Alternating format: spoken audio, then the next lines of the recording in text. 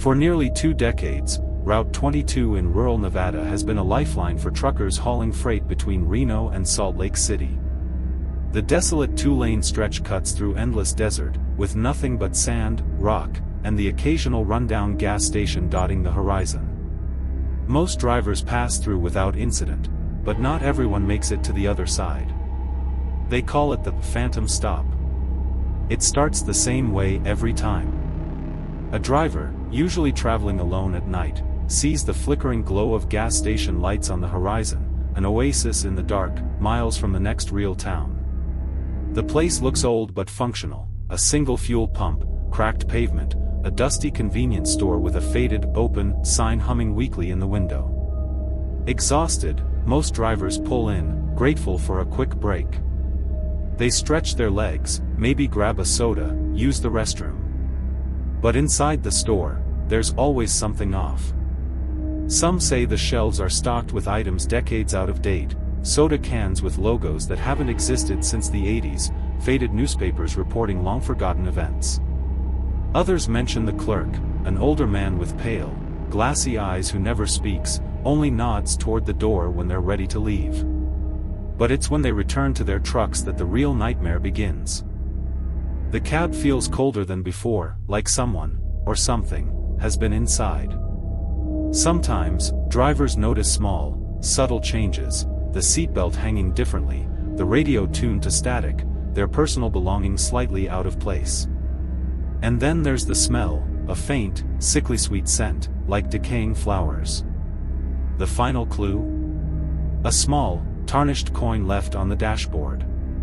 Always the same, a weathered silver dollar dated 1974, its surface worn smooth as if countless hands have passed it along. Those who find the coin are never seen again. Over the years, countless reports have filtered in from concerned families and trucking companies. A seasoned driver disappears without a trace, their rig is found abandoned hours later, parked neatly on the side of Route 22, engine cold, headlights off.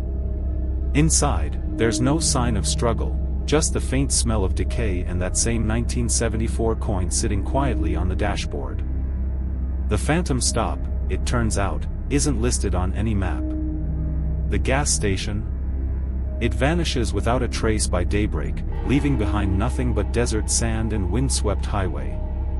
Locals warn new drivers, if you're crossing Route 22 after midnight and you see the glow of a lonely gas station ahead, keep driving.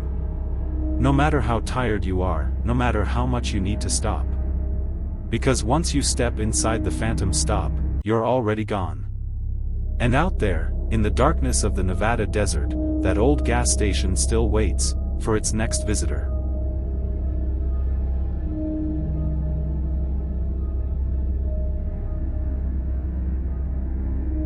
On a frozen January night in 2019, Emma Collins, a 29-year-old paramedic, was driving along Route 12 in rural Vermont, responding to what was reported as a minor multi-car accident near Black Hollow Bridge.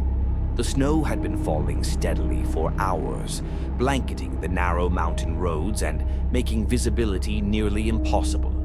Despite the treacherous conditions, Emma pushed forward. She'd driven these roads countless times during her 5 years on the job. Black Hollow Bridge was a notorious stretch, a rusted steel structure built in the early 1960s, spanning a deep ravine over Deadwater Creek. Locals whispered about the bridge's history, poorly maintained, overlooked during inspections, and the site of several accidents no one could quite explain. But official reports always blamed winter weather and reckless drivers. Emma didn't give much thought to the rumors, not until that night. As she approached the bridge, the flashing hazard lights of 2 damaged vehicles came into view. One car was half-jammed against the left guardrail, the other, a small sedan, had spun out and rested sideways near the center of the bridge. Snow blew across the cracked pavement, making the whole scene feel surreal. She parked her ambulance at the bridge's entrance, grabbed her kit, and started toward the accident site. That's when she noticed something odd. There was no one in or around the vehicles. Doors wide open, headlights still running. Tracks in the snow led away from the bridge, disappearing into the woods. Emma's radio crackled. Dispatch asked for a status update. She replied cautiously, mentioning the empty vehicles and lack of visible injuries. As she spoke, a low groaning sound rumbled beneath her feet, metal shifting under strain. The bridge trembled ever so slightly. Suddenly, a faint voice called out from the far end of the bridge. A man's voice, panicked, shouting for help. Without thinking, Emma ran toward the sound. The groaning intensified. Snow beneath her boots cracked and shifted. The steel beams creaked like old bones bending under pressure. Halfway across, she froze. The pavement ahead of her buckled, sagging unnaturally. Then she saw it, a gaping crack running across the bridge's surface, widening by the second. Her eyes darted to the guardrails, rusted, corroded, sections hanging loose where bolts had snapped clean off. It wasn't an accident. The vehicles weren't just abandoned. They'd been left in a desperate attempt to escape. The voice cried out again, this time from beneath the bridge. Emma cautiously edged forward, peering over the side, her breath caught in her throat. The collapsed section of the bridge dangled precariously, chunks of asphalt and twisted steel hanging by a thread over the frozen creek below. Clinging to the jagged metal was a man, his face bloodied, his grip slipping as ice formed along the beams. The entire structure groaned again, louder now, like something ancient breaking apart.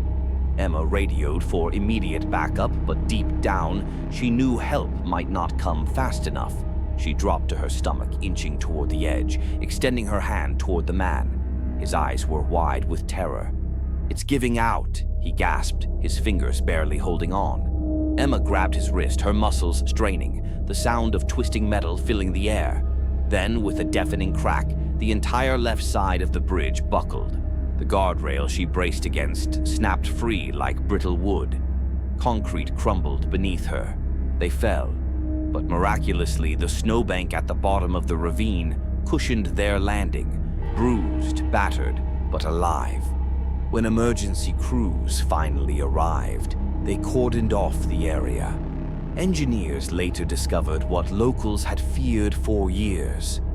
The bridge's support structure had been rotting from the inside out, corrosion hidden beneath decades of rust and hastily applied patches. Black Hollow Bridge was declared structurally unsound, a death trap that officials ignored, choosing budget cuts over necessary repairs. The state quietly demolished the bridge months later, but Emma never forgot the sound, that groaning, bending metal, or the terrified look on that man's face as the ground gave way beneath them. To this day, when winter falls heavy on Vermont's forgotten roads, Emma warns every driver she meets. Not all collapses happen suddenly. Sometimes the real horror rots unseen, waiting patiently until it's too late.